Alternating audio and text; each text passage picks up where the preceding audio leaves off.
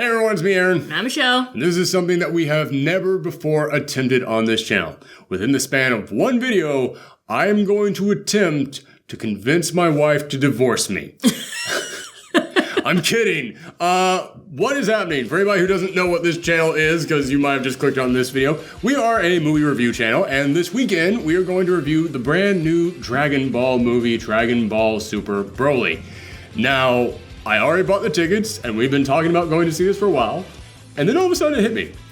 I know you're into anime, and we watch a lot of anime together, but despite the fact that we have been together for 8 years, it never occurred to me until now, I don't think we've ever discussed Dragon Ball with each other. No. And then I asked you, do you know what Dragon Ball is, right? And you're like, I'm aware of it. Yeah, I was like, I understand, like, you gotta collect, like, all 7 Dragon Balls to make a wish, and there's a lot of screaming and fighting going Super Saiyan. Oh, good, so we don't have to actually do anything in this video. Alright, bye, everybody!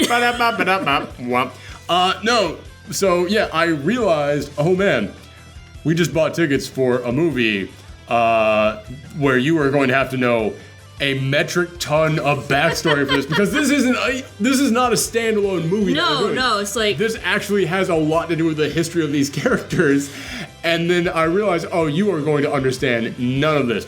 Like, that's the thing, it's like, Dragon Ball has been a series that's been going on for so long. It's older than I am. Yeah, and it's like, that's why it's so intimidating for me to, like, get into it. So. Yes. So what we're going to try and do is, within the span of one video, I'm going to try and explain to you everything you need to know about Dragon Ball. I'm going to try and explain all the major characters, all the major storylines. I know there's going to be a lot of things that people are going to say, oh, well, you left out this detail. I am only hitting the big important stuff. Like, will you use your phone to, like, show me, like, pictures of characters? Yes, okay. I might do that as well. Okay. So that way you can go, oh, I've seen that person before. But for anybody at home, I will be putting the pictures up here to make it way easier for you guys as well. So this is going to be the Spark Notes version of, is that still a thing? Do people, I know Cliff Notes is not a thing anymore. The internet killed Cliff Notes. But this is going to be the layman's terms explanation of what Dragon Ball is. Dragon Ball in a nutshell. Yes, there we go. And I believe I can cover all 400 episodes of this series. I'm kidding, it's actually more like 500 episodes of this series. It's over 9,000. I believe I can cover everything you need to know. See, I know about Dragon Ball memes. I'm going to try and explain everything you need to know about Dragon Ball in 5 minutes. That'll be another joke that you'll understand very soon. Because in Dragon Ball terms, 5 minutes is 9 hours. So, this story begins the way that all great stories do, with a young girl hitting a monkey boy with her car and then shooting him with a gun. So, the way that this begins is, as you know, there are 7 Dragon Balls across the entire world. And if you gather them all together, then you can make a wish. Now, this series began with this young girl named Bulma, and Bulma is the daughter of the head of the Capsule Corporation. Capsule Corporation is like the biggest technologically advanced corporation on the Earth. It's the wealthiest corporation on the Earth because they invented a way to take really anything and store it in little tiny capsules. So basically Pokeballs. Kind of, yes. Exactly. So you can click these little capsules, throw it, and then all of a sudden whatever you were storing inside will come out. So she is off to find the 7 Dragon Balls so she can use them to wish for the perfect boyfriend. Because she's a teenage girl, and Akira Toriyama was not known for being able to write female characters, which will become a thing later on in this explanation. But she ends up writing into Goku, who is this little tiny boy with a monkey tail, and he's living out by himself. He was living with his grandfather, Gohan, but Gohan died. However, Gohan also had the 4-star ball.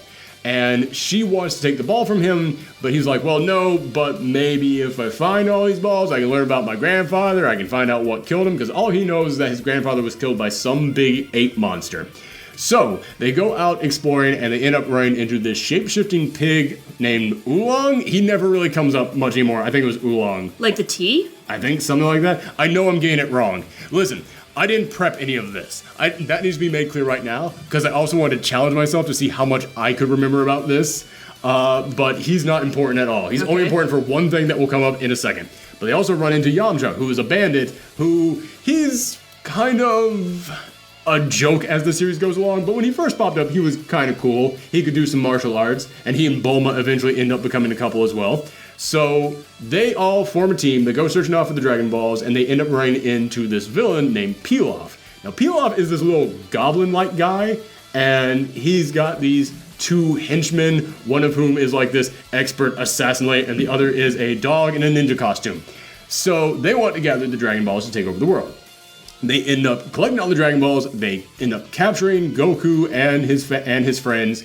But then Goku looks out at the full moon, and the full moon causes... Oh, wait, I think I remember seeing that episode. There you go. Goku looks at the full moon, and it causes him to transform into a giant ape. So, like, was he the one who killed He was the one that killed his own grandfather. I figured that. Yep. Which is a thing that he does not know for years, but it does eventually come. It's basically like a were-ape. Like, when you turn into a werewolf, you have no memory, but when you turn back, so... The older members of Goku's race, later on, you'll find out they actually do know when they turn to the big apes, but that's a thing for way later on. But they are able to stop Goku by cutting off his tail that causes him to transform back into a little boy, but Pilaf is about to summon in the big dragon, and then the little pig guy comes right up here, shoves Pilaf out of the way, and says, "I wish for a pair of girls' underwear."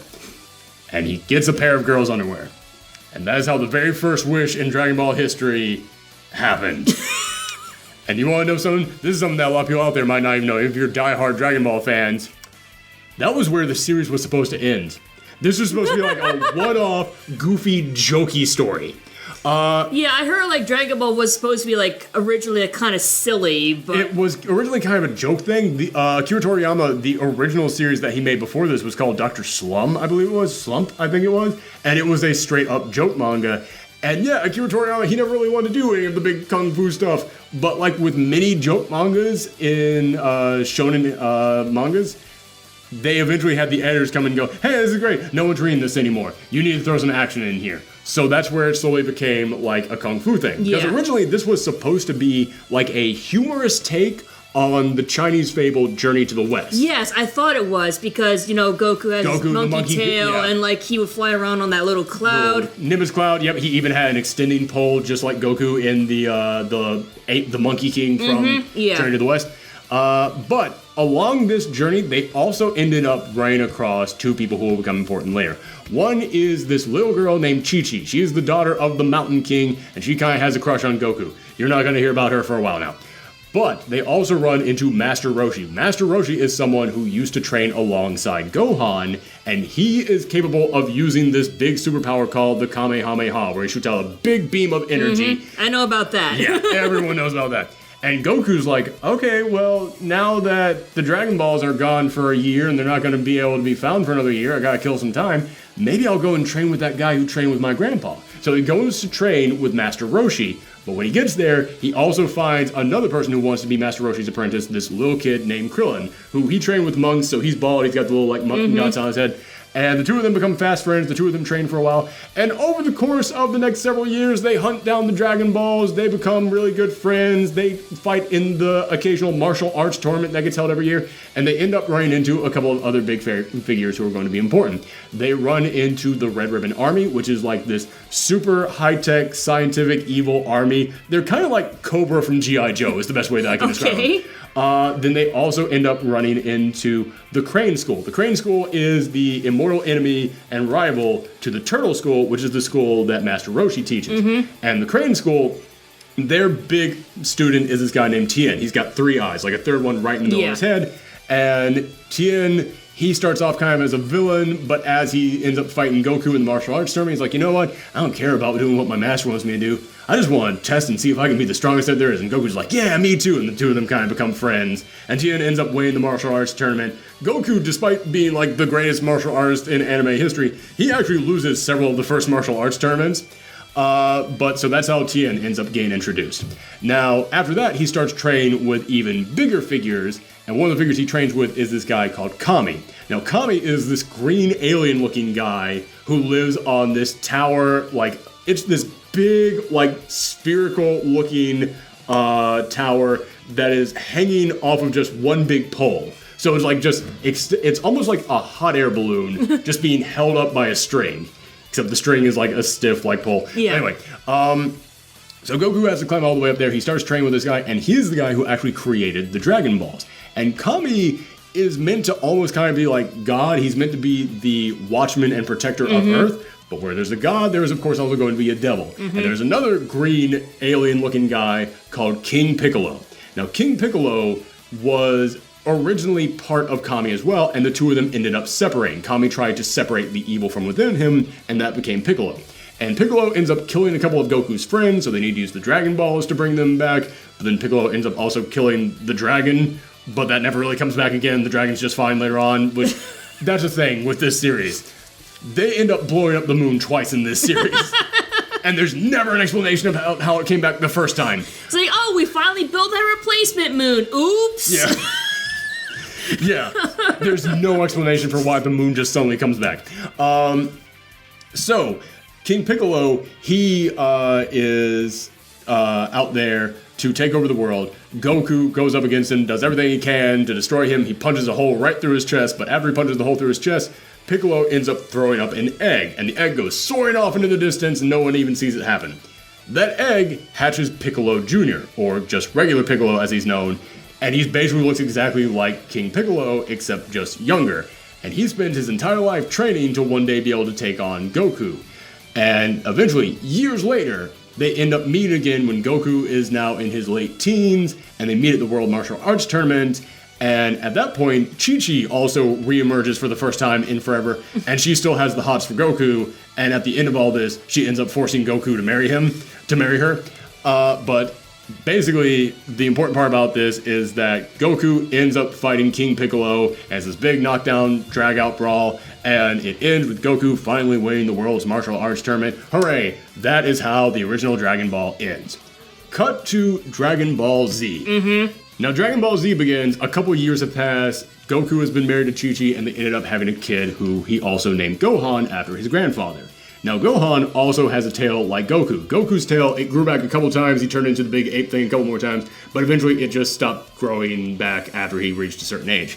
But Gohan has it, and he takes Gohan over to Master Roshi's place where they have like this big anniversary thing. Like, man, remember all the crazy adventures that we used to get into? It's him, and it's Bulma, and it's Krillin, and it's Master Roshi. Do they have like a flashback episode? No, they don't. This is actually the first episode of Dragon Ball Z. Oh, so they're basically having people catch up with what's going on. Which, yeah, this is where many people in America first got introduced to Dragon Ball, was with Dragon Ball Z. And I remember that's where I got introduced to it, and I was like, I have no idea what anything is that they're talking about. I don't know, whatever, cool. But as they're doing this, some alien pops down from outer space. And it's this guy named Raditz. He's got this big freaking mullet that just goes on for days. And he goes flying around and he ends up just beating up Piccolo, like with ease. By the way, I just want to know, like, why is everyone named after food? Okay, that is a theme. That is a theme with Akira Toriyama. He will name groups of characters after similar things. Like Piccolo is a musical instrument. When King Piccolo came around, he had all these underlings. They were all named after musical instruments. All of the Saiyans, who you're about to learn way more about, are named after vegetables. So Raditz comes in, and he finds Goku, and he says, yeah, you're my little brother. And you were not some monkey boy found in the woods. You're an alien. And you're from a conquering race of aliens. And our entire job is to send ourselves to other planets to conquer them. And because Earth was such a weak planet, we sent a baby there. And we thought, yeah, you'll grow up and as soon as the first full moon comes around, you'll turn into the big ape, take this entire place over. But when he landed, he fell out of his pod and bumped his head and lost all his memories of being a Saiyan. And that's when he was found by Gohan, who ended up raising him to be like this peaceful warrior who just wanted to live and be happy and fight the strongest people out there, because that's the other part about being a Saiyan. Saiyans are expert fighters. It's like in their DNA. Like, I always felt like Saiyan was like a mode that they went into. Like, you're about to learn way more about that in a little bit. That is a different thing. But no, Saiyan is the name of the alien race. Okay. And the thing that defines them is two things. It's their tails, which allows them to transform when they look at a full moon. And it is also the fact that they kind of just have this urge to fight, to be the strongest, to keep getting stronger with every battle. So that's also why Goku was always able to just get stronger after every fight. It's just kind of in his DNA. So Raditz looks at his little brother here, and he says, yeah, you're kind of weak. And I came back to find this place like in ruin, and instead you're living here with like a wife and a kid. You know what? I'm going to take your kid. There's nothing you can do, because I'm stronger than you. And if you come along and you join me and come back to space, then everything will be fine. We'll destroy this planet together, brothers forever, just like that. And then Piccolo shows up and he says, yeah, listen, that guy kicked my ass too, and he's gonna kick your ass as well. The only chance we have is if we team up against this guy. So they go up against him, they're able to actually finally like get him like in a shoulder lock so that he can't move, and Piccolo unleashes his ultimate attack, the special beam cannon, which is like a corkscrew beam, and it drills into him, but it also drills through Goku, who has to hold him in place, effectively killing Goku. But then they're like, whatever, it's Dragon Ball. Death means nothing here. Alright, we're just gonna find the Dragon Balls and we're gonna wish this guy back. And then Raditz goes, wait, you have magical balls that can wish anyone, grant any wish that you want? It's like, maybe you shouldn't have said that in front of the villain. Well, he's got a giant hole in his chest and he's dying, and they're like, oh, okay, it's safe to tell you this, because what are you gonna do? You're dead. It's like, yeah, you see this thing on the side of my face? That's a communication device. I'm tapped into the other 2 remaining Saiyans out there, and they're way stronger than me, and you better believe they're going to come here to grab these Dragon Balls. They're gonna take about 1 of your human years to get here. So now, Goku has 1 year to come back to life, and for all the other heroes on Earth to train for these 2 way stronger Saiyans to arrive. But Piccolo, during this fight, he saw Gohan's powers spike, and he realized, wait a minute, this kid might actually be stronger than any of us. So here's what's going to happen. I'm going to take this kid now, and for the next year, I'm going to train my arch-rival's son like he's my own. And he takes this kid out there, and he does like the Heihachi style of training your kid. Like throwing him off the mountains, like climb back up if you want to get here. Like, he would have this kid climb up a mountain, then smack his ass back down. Like, just being brutal to this kid, because remember, Piccolo's a demon. Mm-hmm. He is a monster who wanted to take over the entire planet. But all the other heroes, they go up to Kami and they start training with him, because that's where Goku got so strong when he was a kid, so they're training up there with him. And meanwhile, Bulma is searching for all the other Dragon Balls. But what Goku is doing in the afterlife... Yeah, because I've like seen pictures of him with a halo around his head. Exactly, yes. Okay, so you know a little bit about this. In the afterlife, they go, oh, well, you were a great warrior, so we're going to do you the honor that all great warriors get. If you run down this long, long path called Snake Way that goes on forever, you'll get to the end and there will be a little old man called King Kai. And he is the ultimate martial arts trainer of the afterlife. He eventually, after months of running down this long snake highway, finds King Kai. He starts training with him, and King Kai is this little square guy. He talks with like really chubby cheeks the entire time. He looks like a catfish almost, with like giant cricket antennas. Mm-hmm. Oh, I think I've seen him before. Yeah, okay, let me bring a photo of the guy for you. But he doesn't seem like a martial arts master. He seems almost like a stand-up comedian, because he keeps cracking jokes and he's like, oh, you didn't laugh at my jokes, Goku. I'm not I've seen him before. You've seen that guy? Yeah. Yeah, and he like forces him to like do training techniques, like you gotta chase down my monkey Bubbles, you have to be able to chase down Gregory, my pet cricket. Like real like Mr. Miyagi stuff. Yeah, like, wax on, wax off. Except that the planet that he lives on has gravity 10 times stronger than Earth. So running after an ape and catching it on this planet actually is really good training for him. So at the end of this, the Saiyans arrive. They use the Dragon Balls to wish him back. Problem is, it just returns him to life in the afterlife. So now he's stuck at the end of Snake Way. And that thing that took him like 10 months to go through, he has to now get back. But now he's so strong, he's able to make that in 2 days.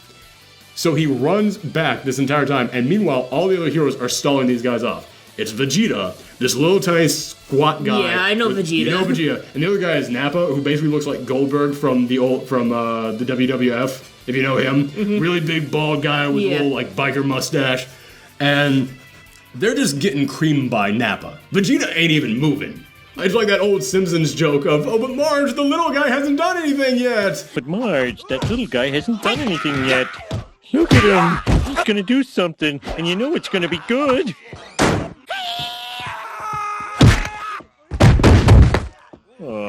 That's what's happening with Vegeta the entire time. He's just in there, it's like, yeah, I don't need to lift a finger. I'm way stronger than Nappa. Nappa can handle all you idiots. So they spend like days just getting the crap kicked out of them by Nappa. And Tien dies, Yamcha dies, Chaozu, yeah, I haven't told you about Chaozu, but he's this little tiny friend of Tien's. He dies. All that's left are Krillin, Gohan, and Piccolo.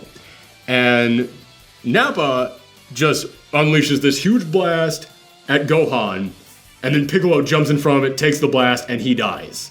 And Piccolo's like, listen, all I ever knew since I was a kid was just revenge. Just wanting to murder people, just wanting to live up and be what my dad wanted me to be. You're the first person I ever actually cared about. Because over the course of a year of living with him, he was being a complete dick to this kid, but this kid was like, here, Mr. Piccolo, I picked you these flowers. And he's like, stupid kid, I don't want your fruits. Why are you picking apples for me, kid? And that's how he became #1 dad. Yes. Yes. And, that is a joke that ran for a long time. And rightfully so. Because that is the thing that continued after this, is that even when Gohan grew up, like, Piccolo was still, like, the guy's like, hey, how's your studies going? You doing okay there? While Goku was just like, come on, we're gonna go out there and train. We're gonna be stronger, and I gotta become the strongest in the universe. While Piccolo was actually like, yeah, this is your kid. You should actually probably do something about that. Like, this is actual stuff that happened in the show. I know. It's like, it's so weird how, like, Goku is, like, idolized, and yet he's such a shit father. He's a terrible dad. Piccolo is awesome, though. Piccolo, flat out, is my favorite character. I will let you know that right now. But finally, Goku arrives. And on his way back in, Goku got this thing. Kami isn't the only person on this watchtower that trains people. Halfway down the watchtower is a little tiny mini watchtower run by a cat with a big walking stick. Oh, I think I've seen... Yeah, and he's got a friend called Yajirobe, who's this big fat guy with a samurai sword. Mm-hmm. The cat is basically important for one reason. He grows these beans called Senzu beans. If you eat them, you're 100% healed. Like, you could be on the verge of death. Like, you can't even chew at that point. As long as you still have a little bit of a heartbeat, you put one of these in your mouth, swallow it, you're 100% healed instantly. So he grabs them, brings them down, heals himself up because he just flew for 2 days straight, and then he heals up his friends. Then he instantly takes out Nappa with his new move called the Kaioken, where basically he starts glowing red, and he gets superpowered for a second, but if he uses it for too long, he explodes. So he takes out Nappa, and Vegeta's just like, oh, that's nice. We don't need pathetic members of the Saiyans. There's only a few of us left. So if you're not impressing me anymore, Nappa, blam, kills him. So then it becomes Vegeta versus Goku. Mm-hmm. It's this big battle. It's these are the two eternal rivals of the show. This is what the show basically became for several seasons. You know all this. Yeah. And it ends up going to crazy lengths, like Vegeta ends up like creating a fake moon and turns into the giant ape to fight him. But then Yajirobe comes in at the end out of nowhere to cut off his tail, which is one of the craziest moments in the entire show. Then Krillin and Gohan come back to try and take him out, but Goku can't move his legs at this point. He's dead. He is basically like barely alive. But he has one other trick that King Kai taught him, the Spirit Bomb, where he draws on the energy of the world itself, of people, of any living creatures, of the sun, and he creates this bomb, but he's too weak to throw it, so he has Krillin throw it at him. It's able to damage Vegeta enough that Vegeta now has to leave. He gets in his pod, he goes back to space. And here's the thing. Because Piccolo and Kami were linked, and Kami created the Dragon Balls are gone now. They can't wish anyone back. However, when they arrived, Nappa looked over at Piccolo and said, why is a Namek here? And Vegeta's like, oh yeah, I heard something about the Namek wishing balls. I thought that they were a rumor. And that's when Piccolo suddenly realizes, wait, I thought I was a demon. I'm an alien? And so they find Kami's old ship that he used to get here from Namek when he was a baby, and they reprogram it to take them to Namek so that they can search for the Dragon Balls. So, like, there's Dragon Balls on, like, different planets? Yes, where any Namekian is able to create Dragon Balls. And Kami was a Namekian, so he created them for Earth. But there is the Namek homeworld. And our Dragon Balls, they're like this big, and you can get one wish out of it. The Dragon Balls on Namek are the size of bowling balls, and you get 3 wishes from them. So they travel off to Namek. However, when they get there, they discover, oh, Vegeta was not the biggest guy around. Vegeta was the toughest Saiyan around. But there's only like 3 Saiyans left. Because their planet was killed by this guy, Frieza. Yeah, you know Frieza. Yes. Frieza was someone who was a planet broker. There's someone who went around just conquering world after world after world. Anybody that got in their way, they would conquer them. They had basically taken over the entire galaxy, and we never even knew it because they had never bothered to listen to bother finding out what Earth was. So, we're still recording, right? Okay. I would hate for me to have to go back and repeat all this stuff. No way I could get this out again. So they go to Namek and they find Frieza there because their Vegeta's boss was like, oh yeah, I heard how you went to this planet looking for some wishing balls and there was a Namekian there. Made me realize maybe I should look into this. So Frieza is trying to get together the Dragon Balls in order to be able to give themselves immortality. Now, I'm going to skip over a lot of stuff that happens on this planet. But they end up meeting this other Namekian, a little kid named Dende, and Dende is their guide to Namek, and basically Frieza starts slowly killing off everyone on the planet Namek, and Goku is finally healed up. He's in his own ship that the Capsule Corps made for him, and he's going off to Namek to train, and he can actually alter the gravity on his ship so that it can be like train on King Kai's planet. He decides to go past 10 times Earth's gravity and go up to 100 times Earth's gravity. And when he finally arrives there, after all his friends have gotten the crap kicked out of them, he's now like on this whole other level. And Vegeta looks over at him and he can instantly tell, oh, something's up. Because at this point, Vegeta is rebelling against Frieza. Because Vegeta works for Frieza because he knew that he could never beat Frieza. But Frieza killed his dad and his entire planet. And Vegeta's whole thing is, I'm the prince of all Saiyans. I am the greatest warrior because I'm the prince of the Saiyans. It's like, basically, he only, like, does things for personal gain. Yes, very much so. At least at this point in the series. And he has decided, I'm finally going to rebel against Frieza, because if I can get those Dragon Balls and become immortal, I'll finally be able to defeat Frieza. So he and Gohan and Krillin end up forming this unlikely alliance, because they have a common enemy now. But when Goku gets there, he looks at him and goes, you're on a completely different level. Something changed about you. Could he possibly be the legendary Super Saiyan? This is the first time we get introduced to this, but apparently this is like a legend in the Saiyan race, that if you get to a certain level, your powers just go nuts. Like, they go through the roof, and there's no limits to them anymore.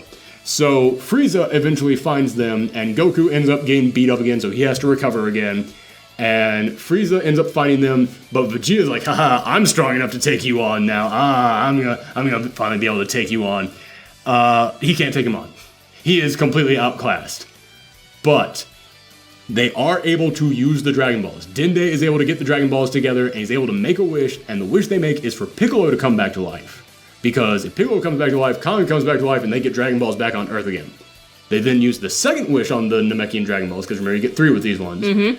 To wish for Piccolo to instantly come to Namek, because Piccolo at this point is still a complete asshole, and he's like, I don't need help from any of you. At this time, all the people who died to Nappa have been up on King Kai's place training, and they've been getting stronger, except for Piccolo, who's just been like, I don't need it, screw this. I'm not chasing your pet monkey around, this is stupid. So because Piccolo is a complete bastard, he's like, yeah, I can take on Frieza, no problem. He gets there and he finds this one Namekian, like the last Namekian left alive, who is just clinging on to life, like Namek's greatest warrior, who happens to also look exactly like Piccolo. And he says, yeah, listen, I thought the same thing. You can't. You're going to die. You are going to lose. However, we have this thing that we Namekians can do, where we fuse together. Yeah, fusion. You're thinking of something completely different. Okay. But I don't blame you for getting confused. I'm getting confusioned over here. Oh, trust me, it's gonna get way worse in a second for you. But Namekians can basically like take all of their energy and fuse it into another one to like quintuple their power. He does that to Piccolo. Piccolo now gains all of his memories and his powers, and he now goes in and helps them start fighting off Frieza. But then Vegeta ends up getting healed back up in the middle of the fight, and whenever Saiyan ends up healing up, they come back stronger. That's part of their Saiyan, like, fighting DNA. If you heal back from being close to death, you're stronger than ever. But he's still not strong enough to take on Frieza. Frieza ends up killing him. He ends up taking out Dende as well. So now, like, it's just Piccolo, Gohan, and Krillin, and then Goku shows up. Goku ends up fighting him for a little bit. It looks like they won. He throws a giant-ass spirit ball at him, but Frieza's still alive. Then Frieza ends up killing Krillin. And this is his friend that he has had since he was a little kid. And Goku loses his mind. And he just screams out, his hair stands up, turns blonde. He finally becomes the legendary Super Saiyan. So he ends up fighting back against Frieza. Frieza throws an energy ball into the center of the planet, and he says, you have 5 minutes before this planet blows up. This goes on for 18 episodes. That's what the 5 minutes gag is. That's a big... Maybe time moves differently on different planets. Honestly, that was always my explanation, is that how does Frieza know what Earth minutes are? Maybe where Frieza comes from, that is 5 minutes, so it works for me. There's this YouTube series, Dragon Ball Abridged, which I mentioned on Twitter. Should I do a video where I explain to you what Dragon Ball is? And they said, yes, but also just show her the Dragon Ball Abridged series, which it actually is really funny, and that actually is a joke that they made in there, where Goku goes, do you know what minutes are? And he goes, yes, shut up. So they end up fighting, but while they're doing this, King Kai gets in contact with some people on Earth, and he has formed a plan. He has them find the newly reformed Earth Dragon Balls, brings them together, and then he uses the Earth's Dragon to wish back everyone to life that Frieza has killed. And that also brings back the Namekian Dragon Balls, because that includes bringing back the person who created the Namekian Dragon Balls. Now, they only use 2 of the wishes, so there's still a third wish. So they use the third wish to wish everyone on Namek back to Earth. So all the Namekians that just came back to life, Krillin, Gohan, Piccolo, they all get transport right back to Earth. Also Vegeta, because Vegeta got revived because he was killed by Frieza as well. The only ones left on Namek at this point are Goku and Frieza. They end up fighting. Looks like Frieza is finally defeated, but Goku, being the ever heroic, stoic, good guy that he is, goes, I'm going to give you a little bit of my energy, just enough for you to escape the planet. Because Frieza can survive in space. That was his whole plan. You can't survive in space. I'll destroy this planet. I can breathe in space. I'm fine. So he says, fine, here's some energy. Escape while you still can. Frieza uses that energy to fight back. Goku yells out, you fool. Blast him away. It looks like Frieza is dead. Goku then tries to escape the planet, and it looks like he ends up blowing up with Namek. But they're like, that's fine. We can just use the Namekian Dragon Balls here on Earth now to bring him back to life. But they can't, because it turns out Goku didn't die. Goku was able to find an escape ship, and he is now just traveling around in space. So it's like, well, I guess we just gotta wait for Goku to come back. So cut ahead by a little bit of time. Vegeta has now... Like how much time exactly? 5 minutes. It's kind of... Honestly, it's kind of vague, because there were a bunch of time skips in the early part of Dragon Ball Z, and it would be like, we went ahead by 5 years, and it's like, but Gohan still looks like a little kid. Nothing has changed. What? I don't know. Is Gohan was he 3 years old when this series began? I don't know, because he looks exactly the same age now. But they skip ahead by a couple months. And they sense this giant energy presence coming to the planet. And they're like, oh, it must be Goku. And then they realize, no, there's a bunch of other ones there. And then they go and they look and they see it's Frieza. Frieza survives. And now Frieza is a cyborg. He was just floating around in space as a half-dead carcass. His people found him, put him back together, and now Frieza is here along with his dad, who's even stronger than he is, and all of his other soldiers, and none of us stand a chance against this guy. Even Vegeta, the guy who's yeah, I'm gonna take you on, is I ain't touching this. I learned my lesson the last time. Remember, I died. I'm not doing that again. So they're like, well, maybe if we can just wait, Goku has to be here any minute now. I mean, this is what he does. He shows up at the last minute. Then all of a sudden, this new guy shows up. This guy with purple hair and a sword just comes out of nowhere and goes, yeah, listen, Goku's gonna be here any minute, and I gotta clear you out before he arrives, because I don't want you ruining this whole thing. He goes, what on earth are you talking about? And Frieza's like, I'm just going to blow you up. Just sends down the giant death-destroying ball onto him. This guy lifts it back up, throws it away, and now he's got blonde hair. And he's another Super Saiyan. Out of nowhere. He slashes up Frieza, blasts him into ash, kills Frieza's dad, takes out all these guys, and he's like, hey, so Goku's gonna be arriving right over there in 10 minutes now, so I'm just gonna chill over there. You guys wanna just hang out? I brought some sodas, if anybody wants. He actually brought sodas. That's not me just making that up. So they're all just chilling there. Wait, what's his name? His name is Trunks. Trunks. Oh, okay. Yes. But then Goku arrives, and he asks Goku to, come over and, speak to him in private. And Goku says, yeah, I was off training on this other planet where they taught me this technique called instant transmission. It allows me to be able to instantly teleport to anyone else that I can sense. If I can sense somebody across the universe, I can teleport to them in an instant. So that's what he was doing all this time.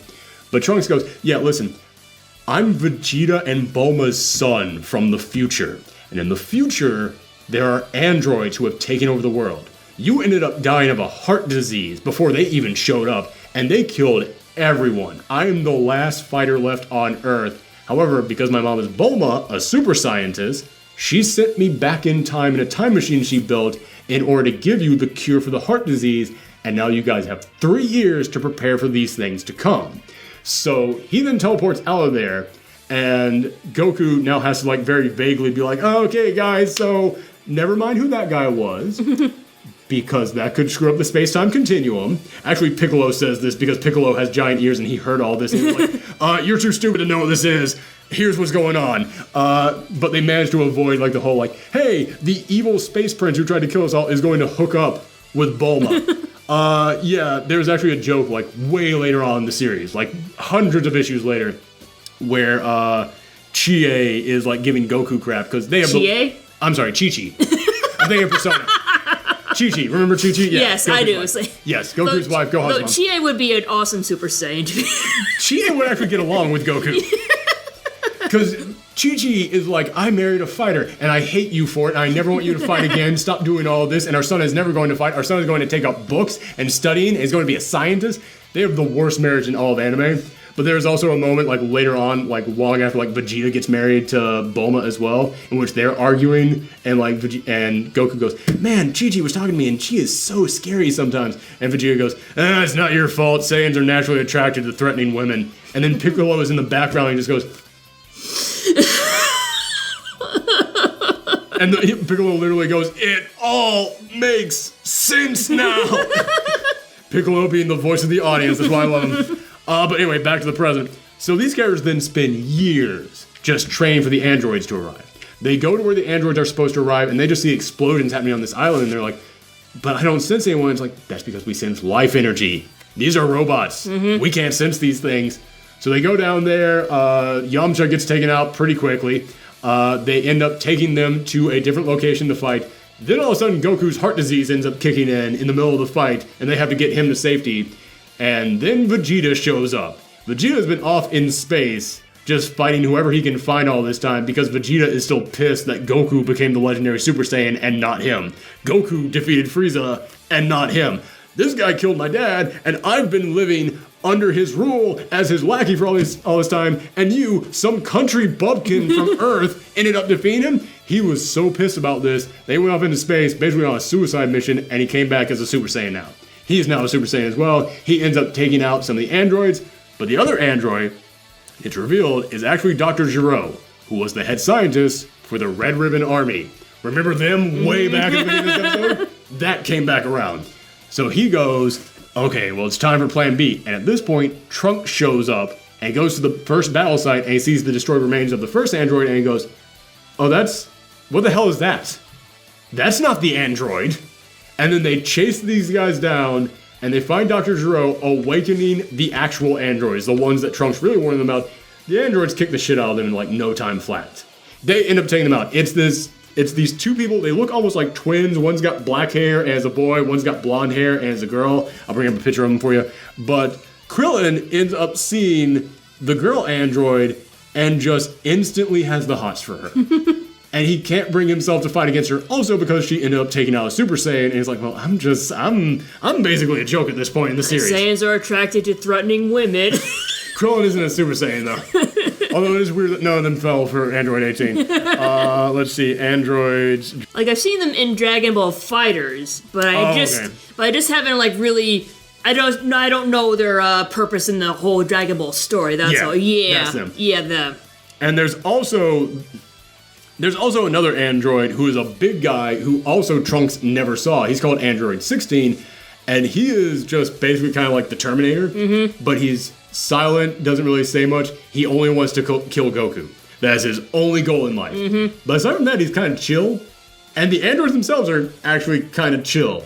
Like, they're like, well, we were programmed to kill Goku, but that's all we really want to do, so why don't we just go and cruise around, find a car, go buy some new clothes, get a burger somewhere. And yeah, they actually just kind of like cruise around the countryside. It's like, road trip. Yeah, that's it. They just have a good old time.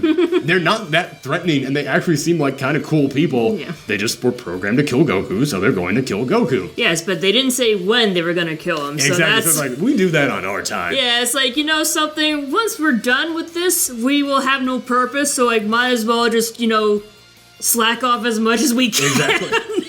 Kind of, yeah. Give someone a period of time to accomplish a task, they will take that amount of time to accomplish that task. So that seems to be the big thread of the arc. However, remember how I mentioned that Akira Toriyama was a shonen manga artist and they end up having their editors meddle with them constantly? Originally, the first two androids, the old man and this big fat one, were supposed to be the actual androids, and he was like, those look horrible. No one's going to take them serious. So then he creates the hunky teen androids. And there's like a K-pop band. No one's going to care about them. Give us something else. So he ends up creating a third villain for this storyline. Turns out that they end up discovering another time machine that came back from the future, and it was burned out from the inside. And they don't know what did it, but close to where they found it, an entire town has gone missing. Piccolo can sense this creature, and he knows this thing is more powerful than any of us, and I'm gonna need help. So he does the one thing he swore he would never do. He went up to Kami's lookout tower, he finds the guy who he has hated since birth, and he goes, the only way we can become strong enough to take this thing on is if we fuse together. So Kami, the guy who created the Dragon Balls, vanishes away, and becomes part of Piccolo, who now, for 5 minutes, is the strongest guy in all of Dragon Ball. And was the best 5 minutes in all of Dragon Ball. But he goes down and he finds this insectoid-looking creature called Cell. And Cell is revealed to be Dr. Giro's backup plan. In case the androids didn't work out, he has been slowly collecting DNA from every fight that the... I've heard about Cell. Yeah, he's been collecting their DNA, secretly, for decades now. So he has all of their powers at once. And he existed for one reason, to become perfect. And the way he becomes perfect is to absorb androids 17 and 18. That's the two teen popular-looking ones. So this starts a whole series in which after Goku gets healed, he realizes, none of us can actually take this guy on. And he keeps getting stronger and stronger. There's this thing up on Kami's lookout tower called the Hyperbolic Time Chamber. It is something where if you go into it, one day out here is a whole year in there. So it allows you to train for an entire year like that. So he goes up there and he trains with Gohan, and Vegeta trains with Trunks. And Trunks, poor Trunks. Trunks just wants his dad to notice him. And Vegeta, even after figuring out, oh, you're my kid from the future. You suck. How did my son end up letting androids take over the future? I killed an android on my way here. It's didn't you also get beat up by that other android? Shut up! This is basically the complex sides of Vegeta. Everyone is worse than me, and if I am worse than someone else, I will hate them forever for it. So they end up training on all this, and Cell is slowly absorbing the androids. He ends up absorbing the male android and goes to his second form, and Vegeta shows up and starts beating the crap out of him. However, Vegeta then finds out, wait a minute. If you absorb the other android, you'll get even stronger than that. And Cell is just twisting that Saiyan DNA of his, that need for him to fight. He's just taking that and turning that. He is playing him like a fiddle. He's just yeah, I will. I'll become perfect. I'll become the ultimate being, and there's no way that you could ever beat me. Really. Let's just see about that. Go get it. Go get it. And this becomes one of many times that Vegeta dooms the entire human race. Because Cell absorbs the other android and ends up becoming so strong he beats the crap out of Vegeta. So Cell, because he also has Saiyan DNA inside of him, he decides, you know what? I kind of want to make this a competition. I kind of want to just get the strongest fighters together. Something inside of me, that stupid Saiyan DNA, you guys, it makes me just want to fight. So he ends up announcing the Cell Games, which is going to be a big martial arts tournament. And the whole goal isn't to win prize and fabulous wealth, it's to stop him from destroying the entire planet. So they have a week to prepare for this. And Goku finally gets Gohan to become a Super Saiyan. And Goku also uses his instant transmission to go to the new planet Namek, where they sent all the Namekians. They find Dende, bring Dende back, and Dende becomes the new Guardian of Earth and creates the brand new Dragon Balls. So, we have Dragon Balls again, so if everybody dies, it's gonna be totally fine. Doesn't matter anymore. They go to the Cell Games, And Goku ends up challenging him, but not after the first champion goes up against him. Earth's mightiest warrior, Mr. Satan. Oh yes, I've heard about it. Yes. Mr. Satan is the guy who, while they were off on like Namek and fighting the Saiyans and doing all this stuff, he's the guy who was winning all the martial arts tournaments. When you take out all the people who can fly and shoot out energy blast, suddenly it became easy for him to win. And he is a skilled martial artist, but the whole joke of Mr. Satan is that he's the strongest guy in the entire universe. He's the strongest normal human. Yeah. All the Z fighters can kick his ass no problem. So he goes in there and he's talking about, oh yeah, I'm gonna show you, Cell. I'm gonna get you into the ring. Oh yeah, I'm gonna snap into a Cell gym right now. And then Cell takes him out with one hit. But he does come back around. He does become an important thing later on, so it is worth mentioning him. So Goku fights him. Goku gets to a point in which he realizes he can't beat Cell, and Goku's cool with that. Goku's like, yeah, it's okay. I'll lose. I give up. I forfeit. I'm done. So you're just gonna let me destroy the planet? Oh, no. I was never going to beat you. Gohan is. Gohan's a Super Saiyan, and ever since day one of Dragon Ball Z, we have been seeing this guy has untapped potential. This guy, when he went up against Raditz when he was a baby, he showed like energy levels we had never seen before. We've just been waiting for the moment that he showed off what he could do. But Gohan ends up getting his ass kicked. Like, brutally. Like, this is one of those great Piccolo parent moments. Because Goku's like, just hang in there, kid. You're gonna be just fine. And Piccolo's like, you're killing your own son, you idiots. I love Piccolo so much. So Gohan can't beat him. And there comes a moment in which Android 16, the last remaining android, the one who just wanted to kill Goku, he also just wants to live in peace with harmony. Like, he's been like in love with birds ever since he arrived. Like, little birds laying out. So it's like, yeah, like he's that kind of a character. He has a bomb implanted inside of him. And he is going to detonate himself and destroy Cell right there and end all this. However, when he decided he was going to work alongside the good guys, they ended up removing the bomb without telling him. So Cell just goes, oh, wait, I got another fear? Bam, like destroys him, rips his head off, and then crushes his head right in front of Gohan. But his last words to Gohan are, it's okay to let go, it's okay to be mad, it's okay to accept who you are. Bam, crushes his head right in front of Gohan. Gohan loses it, and now all of a sudden his blonde hair is even spikier, and he's got blue electricity around him. This is the birth of what is known as Super Saiyan 2. There are multiple levels to being a Super Saiyan. And he just beat Cell no problem, but then Cell decides, hey, guess what? One of the people I absorbed had the ability to detonate. I'm going to do it right now, and I'm going to blow up the entire planet. So Goku comes up, uses his instant transmission, says goodbye to Gohan, teleports the about to explode Cell away from Earth. He teleports him to the one place he can think of, which is King Kai's home planet in the afterlife, and ends up killing King Kai. But so, like, how do you, like, kill someone who's, like, in the afterlife? He's now still floating around the afterlife, but he has a halo over his head, and he's just constantly giving Goku shit, like, you know, you could use the Dragon Balls to bring me back to life. Did that ever occur to you? I mean, yes, I'm already in the afterlife, but come on, I don't want this stupid... Do you know how much the other Kais make fun of me for having this stupid ring around my head? So, Goku, who is now in the afterlife with the halo over his head, alongside King Kai with the halo over his head, is like, all right, well, at least we're okay now. At least everything is saved.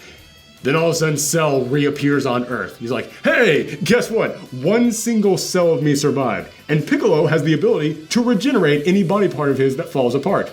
I could completely re-heal myself. And you know how Saiyans, when they come back from being close to death, come back stronger than ever? I'm now stronger than ever. And guess what? In that blast where I killed your dad, I also absorbed some more of his DNA, so I now know instant transmission. So I can go across the entire universe in the blink of an eye and kill everyone. So he ends up killing Trunks. And Vegeta, in that moment, goes, oh my god, I just lost my kid. And I was a dick to him this entire time.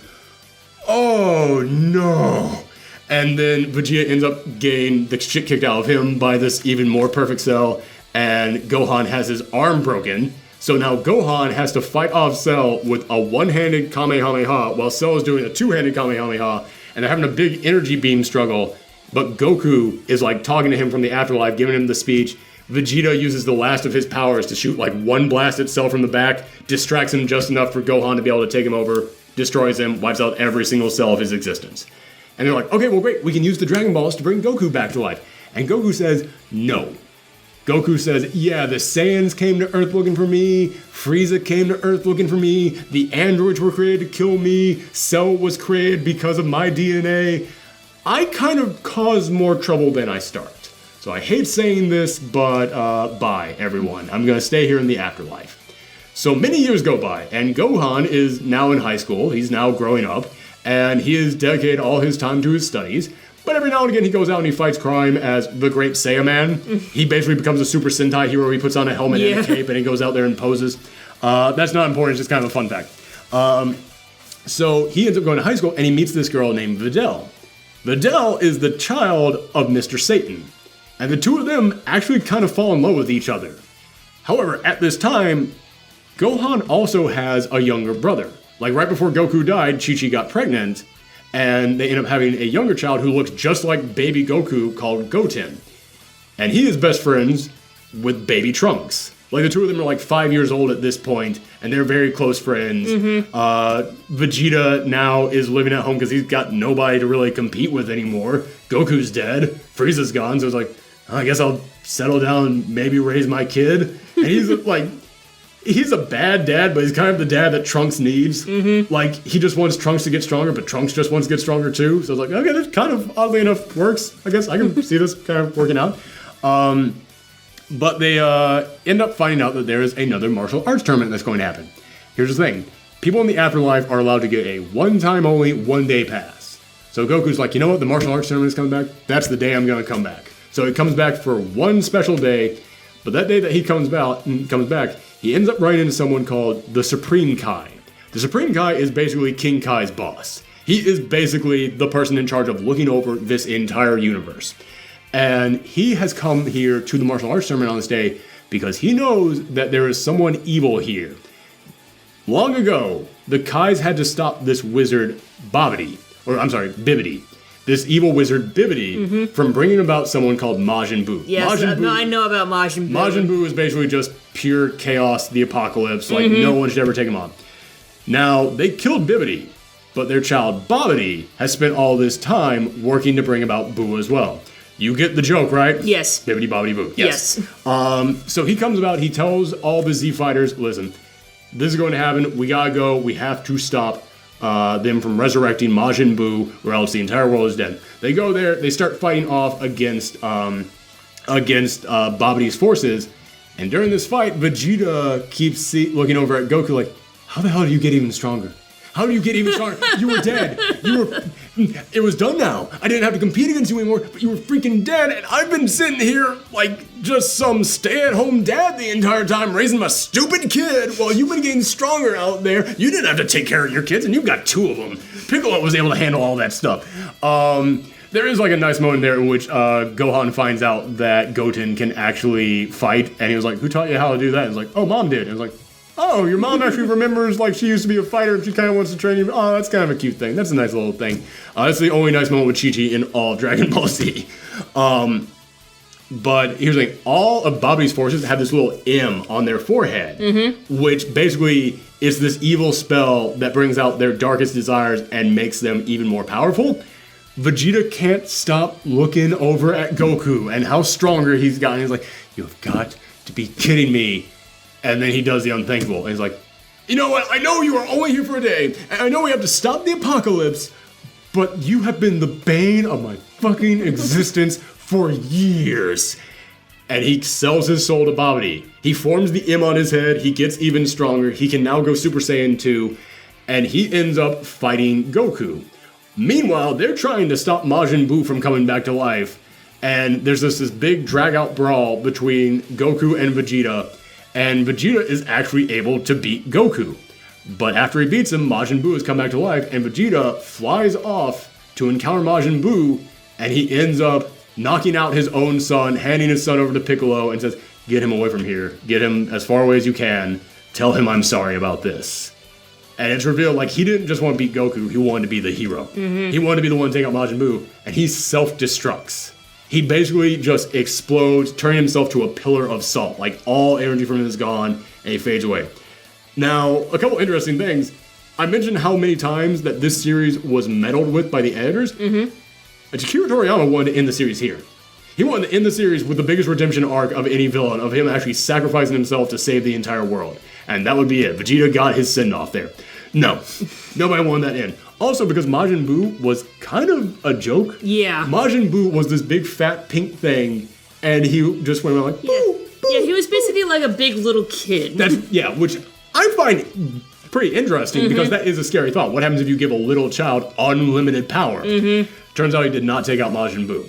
He gets resurrected, and Majin Buu spends a couple days just running rampant across the world, but not in like a destructive way, more just like, yay, I'm just having fun. Yeah. Yay. He turns people into candy and eats them because he just wants candy. Mr. Saiyan. Yes. In the English dub, he's called Hercule. Yes. He steps up because he's the world's champion. So he steps up to go and face him, and he just tries to like trick him. And he's like, oh god, okay, well, here's a Game Boy, I got you. And it's actually a bomb, and it blows up, and he's like, yay, that was fun. And he ends up discovering, I can actually kind of like get along with this guy. Like, he's not really evil. He's just a kid. He just needs someone like give him some attention. I can do that. And Mr. Satan kind of basically saves the whole world from this guy by basically just becoming his friend. Like, he gets him a dog, and he's like, oh, okay, that's not bad. Then the dog is killed. Yes. By a hunter. Oh, you know about that part. Yes, like I've been watching Dragon Ball Z with the Majin Buu in it. Oh, so you know this. Yes, I know about this. Because Okay. Well, for the people out there who don't know, this actually does require a lot of explanation afterwards. But basically what happens is that he gets so mad that he unleashes his inner evil. And it's revealed like the Majin Buu we know wasn't really Majin Buu. He was actually like the culmination of some of the other Supreme Kais from different realities that came together to try and stop him, and Majin Buu kept absorbing him, and because he absorbed some good from one of them, he was kind of like this big ignorant child. Now the evil has come out, the evil is starting to take control, the evil eats the good Majin Buu, and now he's got like even more power, he's running rampant, and they realize, okay, there's only one way that we can stop him. We have to use fusion. And this is the thing. yes, this is the one I was thinking of. Yes, which, here's the thing. This, to many people, is when this show went off the rails. Because when they introduced Super Saiyan, I was like, okay, that's pretty cool. Now we can see who else is going to be a Super Saiyan. Then they introduced Super Saiyan 2. And I was like, there's other transformations we can do?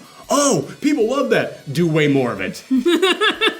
Because not only do they introduce fusion, but Goku has to go install at one point Majin Buu, and he reveals, okay, here's Super Saiyan 3. And he gets a giant mullet, his eyebrows get huge, he becomes looking like a caveman, but then his time runs up and he's done for his one day on Earth, so he disappears. So now it is up to Trunks and Goten, because they're the only two people of similar power levels and similar size, which is what you need to be able to do the fusion dance, where you put your fingers together and then you fuse into one thing, and they're able to fight Majin Buu for a little bit, but then Majin Buu eats him and gains all his powers, so now he's even stronger. But then Gohan is off in the spirit world. He got taken there to meet the Elder Kai, the father of all the Kais. And he goes, okay, well, if you do this meditation thing with me for a while, I'm going to unlock an even greater power inside of you. And he does that, he unlocks this power within him, and this, I think the fan base has called it Mystic Gohan, is this transformation, because nothing changes about him at all. Like, he doesn't even go Super Saiyan anymore. He doesn't change colors or anything. He's just normal him. Which in the manga they eventually explain that the reason why that is because this transformation enhanced his human powers, not his Saiyan powers. Which never gets mentioned in the anime, but I actually like that, because the thing about Gohan is that he doesn't want to be like his dad. He doesn't want to be the world's greatest fighter. He wants to study. He wants a job. He wants a wife. I just want a normal human life. Yes. And also, remember, his mom was a fighter too, a human fighter, so I kind of like that idea. It never comes up in the anime. It's only one brief line in the manga. So he goes in there, and now he's beating up Majin Buu. Then Majin Buu eats him, and now he's even stronger. So all we have left are the ghost of Goku and Vegeta. Like, they're the only ones left, because Vegeta got his special one-day pass to come back down to Earth, and Goku can just use instant transmission to come back to Earth even if he's a ghost. So they're both there, and they're like, okay, well, how are we going to do this? And he goes, well, guess what? There's a second type of fusion. You don't have to do the dance for this one. All Kais wear these special earrings. And if someone who is not a Kai puts one on their left ear and another person puts one on their right ear, they fuse together. But they fuse together forever. So like, oh god, I don't want to be a part of you. Like Vegeta wants no part of this, but then he realizes, yeah, this is the only way to save the world. In fact, there isn't even much of a world left to save because Majin Buu literally killed everyone on the planet at once. We're the only ones left here. But in order to save the rest of the galaxy, we gotta do this. So they end up using these earrings. They fuse together into this thing called Vegito. They beat the crap out of him, but then Majin Buu eats him. But inside of his like digestive stomach, it causes them to defuse. Although way later in the series they explain, oh no, that's not what it did. Turns out only Kais fuse back together forever. If a human does this, it's only for like half an hour. It's like, wow, you cheap motherfuckers. You cheap late 11th hour explanation dudes. But so when they're inside Majin Buu, they start like ripping out like all the stuff inside of him. Like they free all the other people he's eaten. Yeah. So he loses all of his powers. But they also kind of remove like this do not touch thing in there. And it causes him to de-evolve to his primal state and becomes what's known as Kid Buu. Yeah. Which is this little tiny guy. Yeah, you've seen Kid Buu. Small angry boy. Yes. Again, he goes back to basically being a child, but now he's a child constantly throwing a temper tantrum. Yeah. So this all leads up to a big fight in the afterlife between Goku and Vegeta and Majin Buu, and all of them are fighting each other, and Goku tries to form a spirit bomb, but he has to form the biggest spirit bomb of all time, and that's when no one wants to give him his energy. Like, all the Z-Fighters are like, yeah, give him the energy, and all the normal humans are like, who is talking inside my head? I'm not doing any of this. That's when Mr. Satan steps up. Mr. Satan, the biggest joke character of the whole show, steps up and goes, yeah, it's me, Mr. Satan. You gotta give me all your power. Lift your hands up and give me your power so that I can defeat Majin Buu. He's like, oh, Mr. Satan said that? Yeah. And then everyone gives him this power, and it's actually kind of a really kick-ass moment. And he defeats Majin Buu with this giant spirit bomb. And in his last moment, he says, I kind of enjoyed fighting you. I hope that you come back one day, but as a good person. And the King of the Afterlife ends up kind of like taking pity on Buu and kind of like appreciating what Goku did. So he goes, you know what? Reborn. So he ends up bringing back Majin Buu, but as this kid, a human child called Oob. And he's this kid growing up in this small village, and he is just helping everybody however he can. He's this good, pure heart. Oob is Boo spelled backwards. You got it, yes. And he's basically just trying to help the people of this village however he can. He's a good kid with a good heart. And Goku is like, well, one day I'm going to fight this kid, one day. And the series ends there by like going into the future. Gohan has a kid named Pan, and Oob is there at the World Martial Arts Tournament. And Goku is like, you know what? I've been waiting for this. I'm going to go off and I'm going to train Oob. Bye, everyone. And he just flies away. And that's how the series ends. No one really liked that ending. And everybody really liked Dragon Ball, so they wanted more. So they brought back this series called Dragon Ball GT. I'm not going to talk about Dragon Ball GT because no one liked it. And it has been completely erased from continuity. Like, originally that was like, yeah, that's what ended up happening after Dragon Ball Z. And then they eventually came in here and were like, no, it didn't. Because they have recently, in the past couple years, brought back this series called Dragon Ball Super. Yes. Yes, and this is the actual official continuation of what happened after that. Mm-hmm. And this one doesn't jump into the future. This one jumps ahead by like, I don't know, like maybe 6 months or something. And what this one starts off with is that it reveals, okay, you know the Kais, they're like the gods of this universe? Well, they're the good gods. There's also the god of destruction. His name is Beerus. And yes, the cat guy. Yeah, the cat guy. And he's not good or evil because, you know, destruction and gods just chaotic neutral. Exactly. His whole thing is without destruction, there can be no creation. And he's like, yeah, man, you think this planet just appeared here? No, you came from the remains of another planet that I destroyed long ago. In fact, I even say, like, Earth, wasn't that planet where I killed all those dinosaurs after they were so rude to me? Like, he's this guy who forever has just been the source of all destruction. He sleeps for, like, decades at a time. But he wakes up one day when he has this dream about a Super Saiyan god. And he's like, oh, yeah, I remember something about someone mentioning that a long time ago. Well, where are all the Saiyans? Oh, their planet was destroyed. He's got this, like, manservant called Whis. Whis is actually, as we discover, stronger than even Beerus, because Whis works for God. Like, not the Kais. The Kais are all like the different stages. God. The God. The God, who you will get introduced to later. But Whis is like one of the official servants of that, and they're basically there to basically rein in the God of destruction. Like, all right, my lord, don't go a little bit nuts here. Let's all just be cool. And it's like, oh yeah, while you were asleep, their home planet was completely destroyed by Frieza. Oh, that pesky Frieza kid always messing around with my destruction, whatever. Well, are there any Saiyans left? Yeah, there's one on Earth. And then they go and they find Goku. And Goku is told by King Kai, don't fuck this up. This is a guy who can destroy a planet with the blink of his eye, and he will do it if he's slightly unentertained. If he's like slightly perturbed in any way, he'll destroy everything.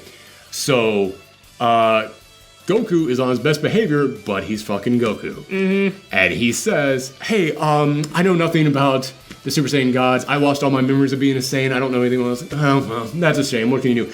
One last thing. Are you really the strongest thing in the entire universe? Well, I suppose I am. Can we fight? No one in millennia has ever asked me if I actually wanted to fight them. No one was that stupid. Sure, let's do it. And he entertains him and beats the crap out of Super Saiyan 3 with a flick of his finger. But then goes, wait a minute, isn't there another Saiyan? Oh yes, that Vegeta fellow, he lives here on Earth. So he goes and he finds Vegeta, and King Kai contacts Vegeta and says, he just beat the crap out of Super Saiyan level 3 Goku with a flick of his finger. You're not going to beat him. And Vegeta, the guy who is always like, I'm going to be better than Kakarot, which is Goku's Saiyan name. Mm-hmm. Carrot, yeah, they're all named after vegetables. Yes. He goes, I'm going to be better than him. Even he's like, wait, he beat him? Oh, God, no. Oh, okay. So he comes over and this guy, the Prince of all Saiyans, the guy who has been proud to be the Prince of all Saiyans, he's bowing down like, yes, look, there is anything that I can get you, anything at all. And he's like, oh, yeah, I don't know anything about Super Saiyan God. I'm so sorry. But it's Bulma's birthday party. And he's like, what is all this delectable smell that's coming to my, what's that over there? And he just goes around the party just eating everything there. And Vegeta just spends the entire time basically having to apologize to everyone for his friend from space. You don't know him, everyone. He's just here to sample some food. And that becomes the running gag of Beerus and Whis, is that they just love eating. Mm-hmm. And they're just constantly eating Earth's food. And the reason they don't blow up the planet is because they love Earth's food. But then, of course, Majin Buu screws everything up. Oh. Because he's like, is that pudding thing that everyone has been talking about? Oh, I'd love to try that. And Majin Buu's like, no, this is mine. And licks it all. And he's like, oh, well, now you're all dead. And like all the heroes try to fight him and he just swats them away like nothing. But then Goku arrives and goes, listen, I had an idea. None of us know what Super Saiyan God is, but maybe the dragon does. So they use the Dragon Balls to summon out the dragon, and they ask him what Super Saiyan God is. He says, yes, there's a legend from the Saiyans.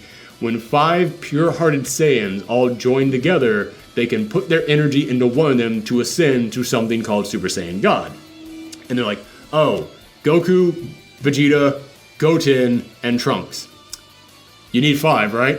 Oh, crap. Oh, no, wait, it was, you need 5 to put it into one, so you need 6. Because there's also Gohan there. And they're like, oh god, we need a 6th one, and then that's when Videl reveals, I'm actually pregnant. So I actually do have some Saiyan energy in me right now. So they use the power of all of them and put it into Goku, and his hair now turns red. It's no longer standing up, it's just red. And he starts fighting Beerus, and Goku's actually kind of ticked off about this because he says, yeah, I've always just wanted to get stronger, and this is a level of strength that I can never attain on my own. I have to use other people for it. And then he ends up losing that power. But because of his stupid Saiyan Deus Ex Machina DNA, he realizes, because I've tasted that power, my DNA kind of remembers it, and I don't need to go Super Saiyan God anymore. And he's able to fight off Beerus, but then Beerus throws down a giant energy ball, takes out Goku, and Goku goes, I'm sorry, I can't beat you. You're better than me. I'm done. Like, Goku admits defeat, and the world's gonna be destroyed. Oh, alright then. Blink! He knocks over a rock and goes, well, that's all the destruction I needed to do today. And Beerus basically reveals, I kind of like this guy. This guy's just kind of weird, and I've never met anyone like him. So they kind of end up forming this weird friendship, and Beerus and Whis just keep coming back to Earth just to keep eating their food.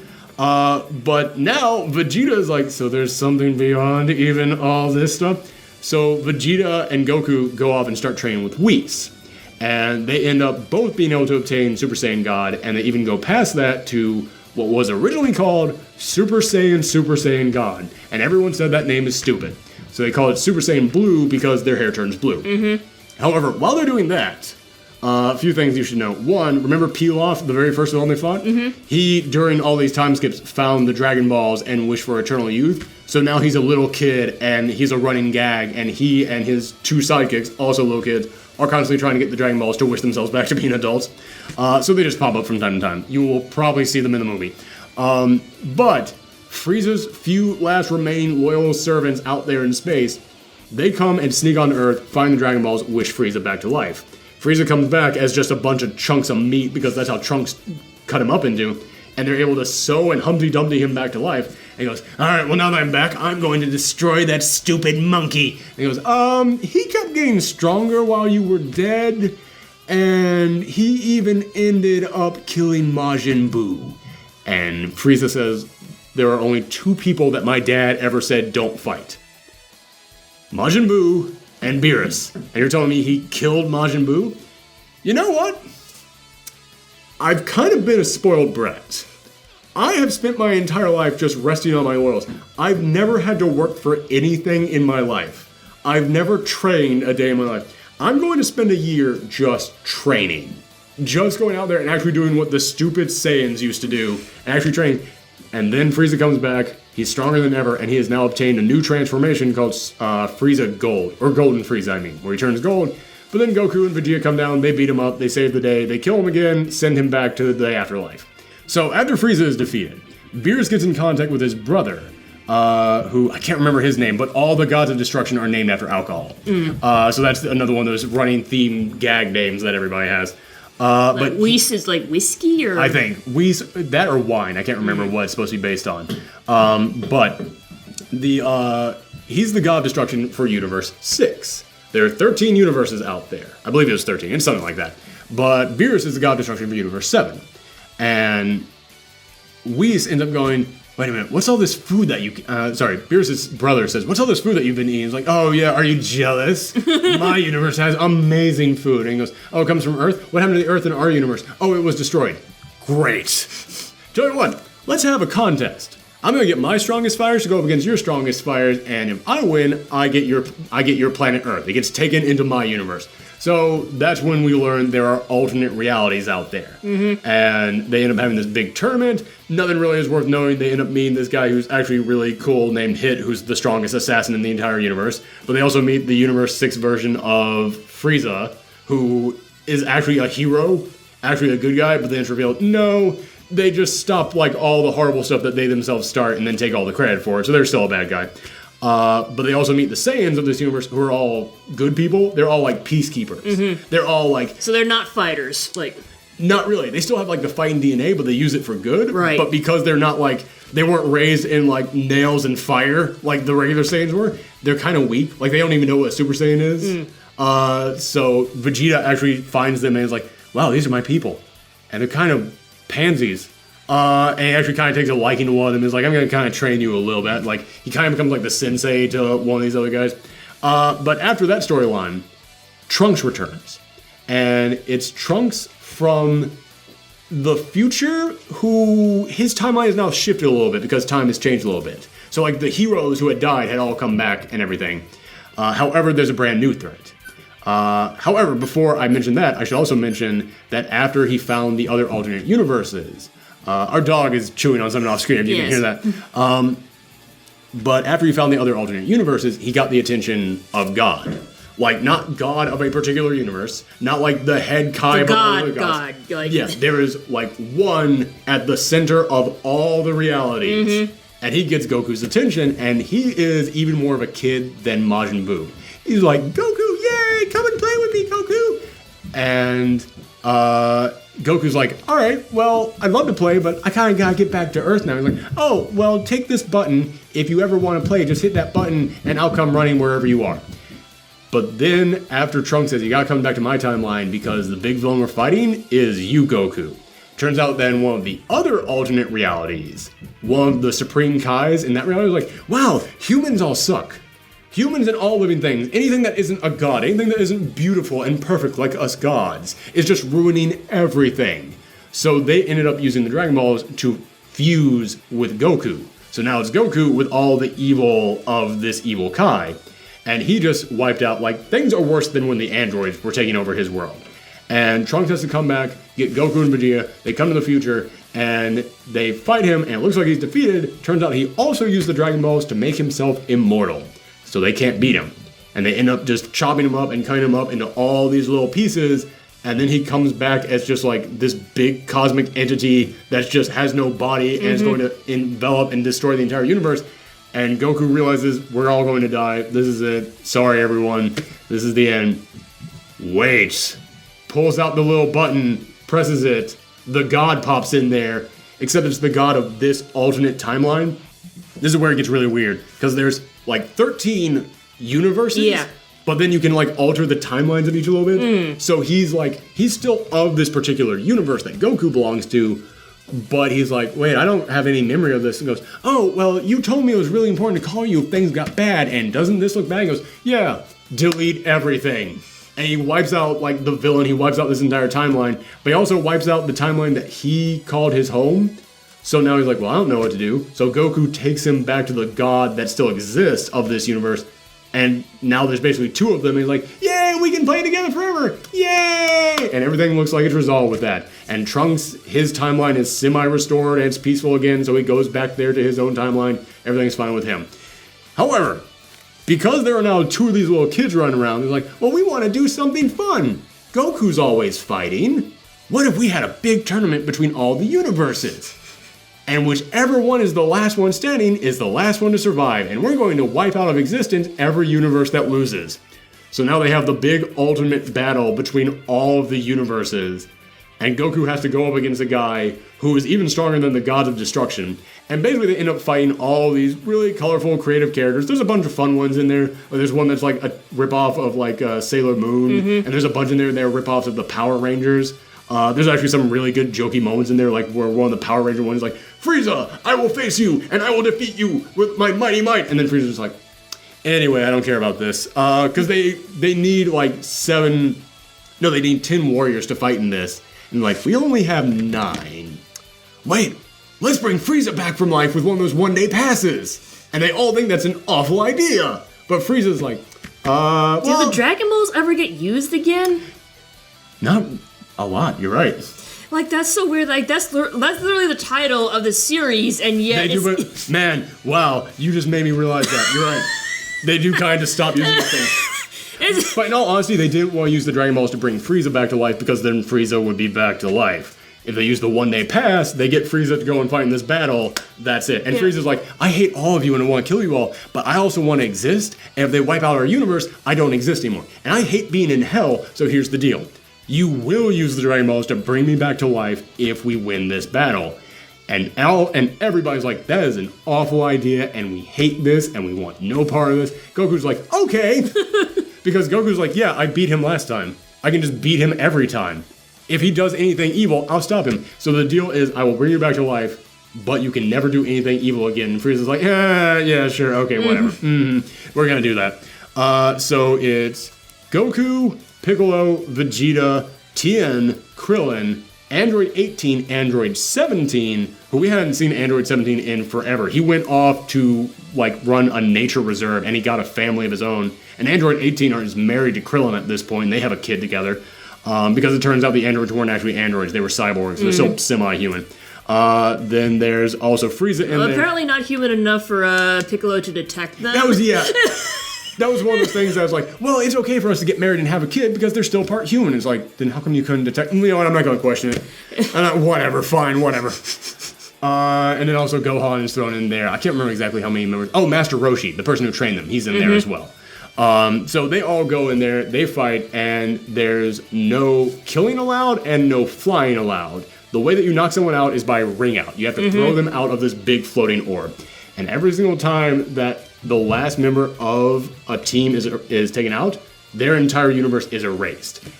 And this is like one of the few times Dragon Ball has actually gotten like kind of like really dark. Because like you see like these people like, no! And then they're gone. There's one guy that Gohan, like the most peaceful person on this entire team, Gohan, takes someone out, rings them out, and a thing drops off of them. And then you see that person just getting wiped out of existence along with his people. And then Gohan picks the thing up, opens it up. It's a locket of him and his family. It's like, wow, I just killed someone. And I'm the guy who didn't want to be a fighter. Like, wow, this is dark. But in universe, I don't even remember what it is, like 4, I think, maybe. There is this super elite squad of heroes. And the head of this is this person called Jiren. Now, Jiren is supposed to be a gray. He's one of those big-headed the aliens. Yeah, with the big black eyes. Except he's insanely buff. He's like a Rob Liefeld drawing. And nothing can take him out. Like, they are taking him on. No one can beat him. There's a bunch of other cool characters in there. Like, there's these the first ever 2 female Saiyans we've met. Kale and cauliflower. Yeah. More foods. Yes. More vegetables specifically. Yes. And they're actually awesome. They're like some of my favorite characters in the whole thing. It's nice to have like awesome female characters in Dragon Ball for once. They're actually really dope. They're honestly, they and Videl are probably the only like good female characters. Actually, no, Bulma's really good. Even if Bulma didn't start out all that great. Or... Bulma started off horrible, but she eventually got really good. Chi-Chi started off kind of good and then got horrible. Videl started off really good and then got horrible because she was like, well, I was a fighter and I was going to take after my dad, but now I'm just happy being a housewife and taking after you, Gohan. And it's like, not that there's anything wrong with being a housewife, but it's like, that isn't what this character began as. And it's just kind of like this guy was like, I don't know how to write a female character. Ooh. But Kale and Cauliflower are awesome. They're both Super Saiyans of their own, and they're like the strongest Saiyans in their entire universe. And Kale, who is this quiet little timid character, she's actually what's known as the legendary Super Saiyan, which is this Super Saiyan that appears like once every 10,000 years. And they're just massively huge and buff, and even though they only go like Super Saiyan 1, they're stronger than any of the other levels. She's freaking awesome. Sorry, I had to gush about her for a second. But at the end of this, it comes down to Goku versus Jiren, and Jiren has beaten the crap out of him without even breaking a sweat. But this entire fight, Goku keeps showing off little hints of something else. Like his eyes keep like turning silver all of a sudden, and he starts getting faster, and he starts like getting this weird silver energy around him. And Beerus keeps looking at him and saying, "That's Ultra Instinct. Ultra Instinct is something that only gods can attain." It's this thing in which your body moves without even thinking. So you reach this whole new level of strength.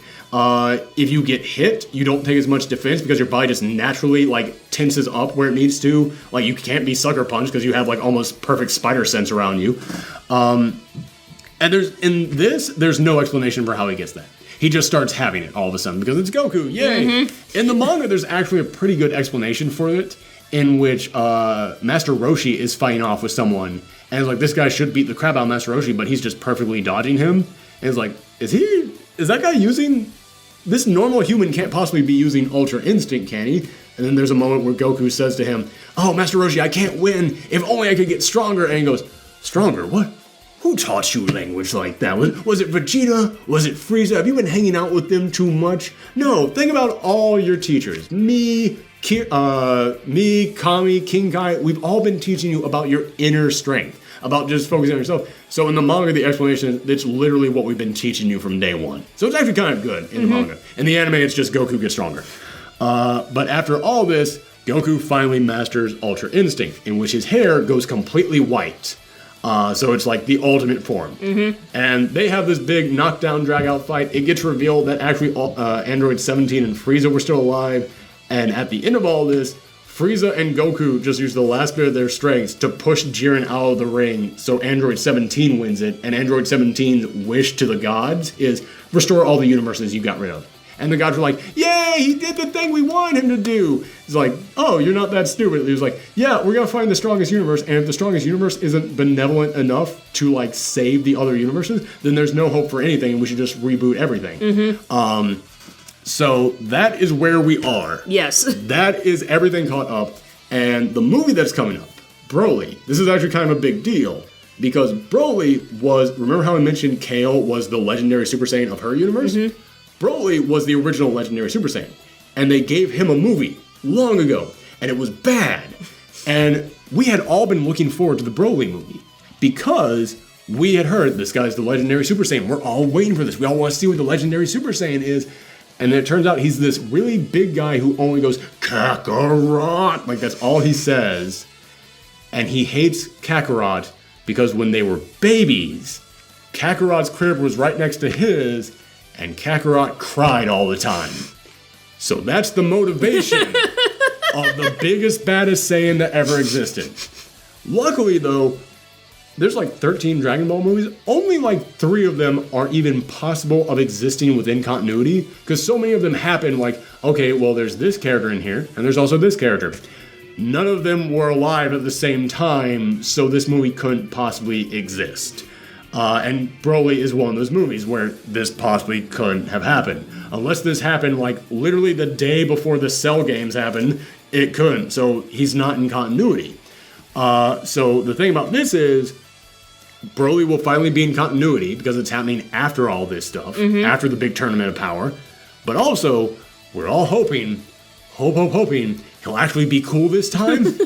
And he won't just be like, I hate Kakarot because he cried as a baby. It's like, what? And like it's revealed that like Frieza's dad tried to kill him because he had like a massive crazy power level as a baby, and like, oh, we're scared of what could happen. And, like, again, the Dragon Ball Abridged guys made a perfect joke about this of like Vegeta going, then shouldn't he like hate me and not Kakarot? No, I don't think you understand. I, his father, hate you because your father tried to kill him. He hates Kakarot because he cried. That makes no sense. What? Fine, whatever. The Dragon Ball Abridged series is actually really damn good. But yeah, that is it. That took like 2 hours, which still is shorter than a Dragon Ball 5-minute span by like 7 hours. And now you know everything you need to know about Dragon Ball. Do you have any questions? No. I'm afraid of asking anymore because I feel like this has gone on long enough. I need a break. I joked about how this would take 5 minutes, which is a Dragon Ball 9-hour thing. I literally thought I could probably do this in like half an hour. We're at like 2 hours now. This was insane. I'm never doing this again. The entire reason I did this was because I asked on Twitter, would you guys like to see a video like this? And everyone was like, yes, I want to see you do a video like this. No, you didn't. This was awful. We all hated this. No one had fun. No one had dinner tonight. We're all going to bed right now. This was terrible. Shame on all of you for wanting this. Bye, everyone. Bye. Oh, come back this weekend for the actual review of the actual movie. Mm-hmm. Bye. Bye. My throat is destroyed.